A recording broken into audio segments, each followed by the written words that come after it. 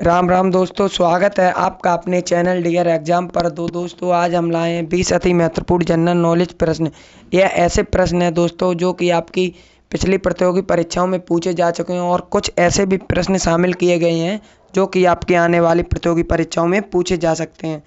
दोस्तों आपका पहला प्रश्न है, वायुमंडल दाब की माप किस यंत्र से की जाती है? वायुमंडल दाब की माप किस यंत्र से की जाती है? इसका सही आंसर हो जाएगा दोस्तों बैरोमीटर। वायुमंडल दाब की माप जो है बैरोमीटर से की जाती है। अगला प्रश्न देखते हैं दोस्तों। अगला प्रश्न है, बैंक ऑफ हिंदुस्तान की स्थापना किस वर्ष हुई?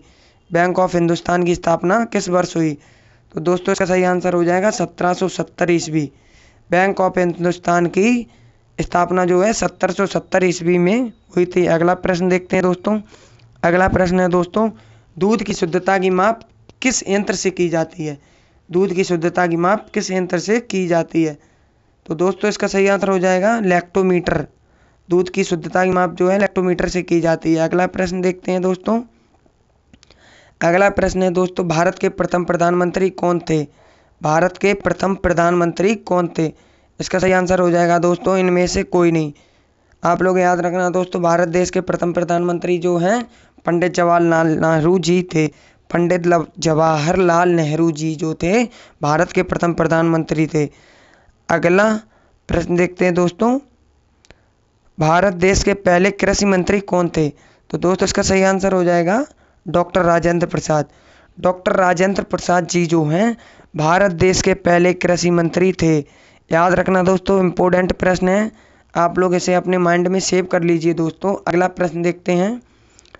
अगला प्रश्न जो है दोस्तों, भारत का सिंह द्वार किसे कहते हैं?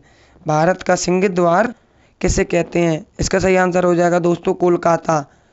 कोलकाता को ही भारत का सिंह द्वार कहा जाता है दोस्तों आगे बढ़ने से पहले हम आपको बताना चाहते हैं कि इस बार हम लोग 20 प्रश्नों की क्लास लेके आए हैं। हम आपके लिए 20 प्रश्नों की क्लास लेके आए हैं।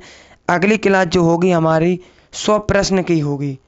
अगली क्लास जो होगी दोस्तों वो 100 प्रश्न की होगी और इन 100 प्रश्नों में से 2 से 3 प्रश्न आपके 101% परीक्षा में फंस जाएंगे दोस्तों। जिन जिन भाइयों को 100 प्रश्नों की क्लास चाहिए वो आप लोग हमारे कमेंट सेक्शन में टाइप कर दें कि हाँ हमें 100 प्रश्नों की क्लास चाहिए। तो दोस्तों अगला प्रश्न देखते हैं। अगला प्रश्न जो है, सबसे हल्का तत्व कौन सा होता है? सबसे हल्का तत्व कौन सा होता है दोस्तों? सबसे हल्का तत्व जो है हाइड्रोजन होता है। आप लोग याद रखना दोस्तों, सबसे हल्का तत्व जो है हाइड्रोजन होता है। अगला प्रश्न हम लोग देखते हैं दोस्तों। आवर्त सारणी के आविष्कारक कौन थे? आवर्त सारणी के आविष्कारक मेंडलीव थे। तो दोस्तों आप लोग याद रखना, आवर्त सारणी के आविष्कारक जो हैं मेंडलीव थे। अगला प्रश्न देखते हैं दोस्तों। अगला प्रश्न जो है दोस्तों आपका, डीएनए कहाँ स्थित होता है? तो दोस्तों इसका सही आंसर हो जाएगा माइटोकॉन्ड्रिया और केंद्रक।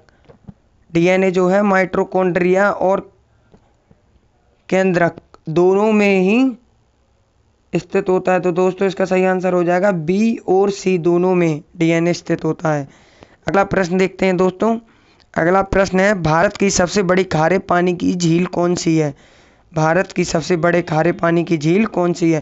इसका सही आंसर हो जाएगा दोस्तों सांबर झील। सांबर झील जो है भारत की सबसे बड़ी खारे पानी की झील है। अगला प्रश्न देखते हैं दोस्तों।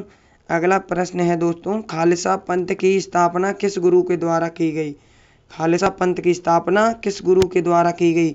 इसका सही आंसर हो जाएगा दोस्तों गुरु गोविंद सिंह। गुरु गोविंद सिंह जी के द्वारा खालसा पंथ की स्थापना की गई।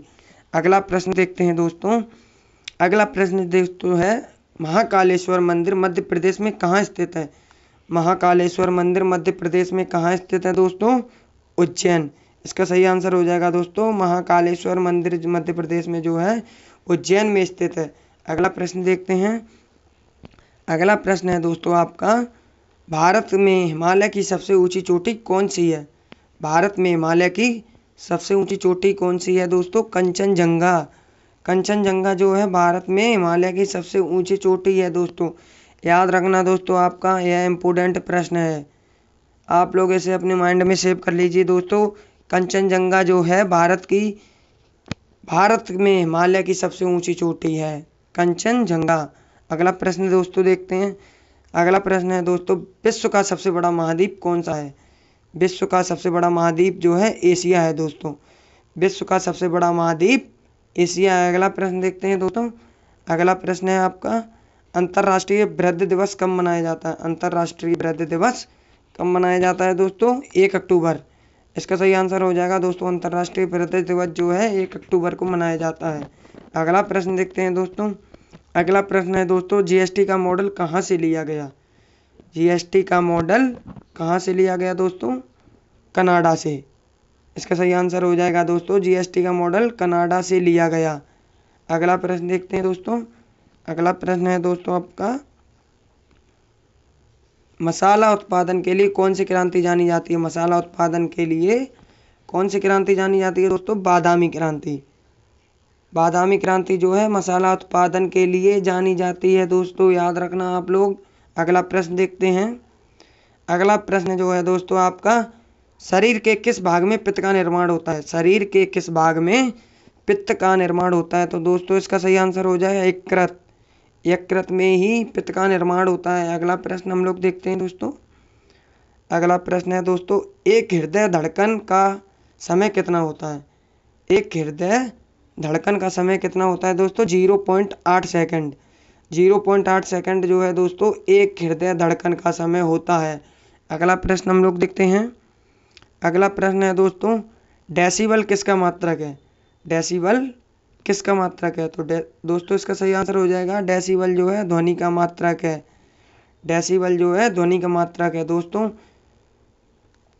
इसी के साथ हमारी क्लास का समापन होता है दोस्तों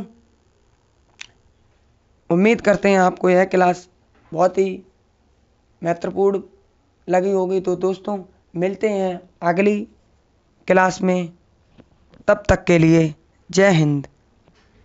मिलते हैं अगली क्लास में।